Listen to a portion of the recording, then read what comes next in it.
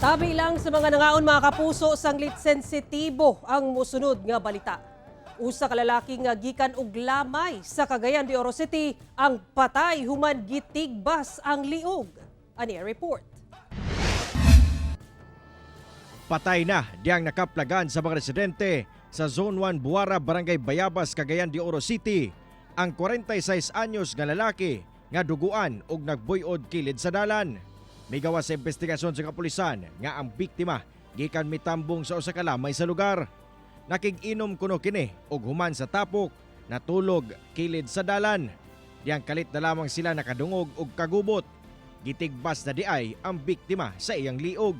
Nga dito sa maong lugar maoy man gini siya no, nagpakita sa dili mayong taras unya paghawa niya sa maong lugar do na siguro nasuko niya. Wala na mabantayi sa mga tawo sa lugar ang sospek nga mihimo sa krimen. Apan sa CCTV footage nga nakuha sa kapulisan, o sa kalalaki nga naka-black jacket, pantalon o ball cap ang mihimo sa krimen. Wala una gihatag sa kokpo ang mong CCTV footage tungod sa nagpadayong investigasyon. Bahin sa suspitsado, itahan na lang po niya yung pagalingon kay atong operatiba, itong mga po personnel kapadayon sa pagupod niya. Wala ko ka balujod ana naaba wala. Oo. Sa kato ko wala man. Sa ko wala.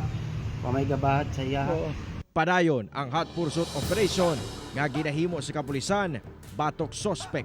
Kauban si Roland Cañas sa kamera. Ako si Cyril Chavez para sa One Mindanao.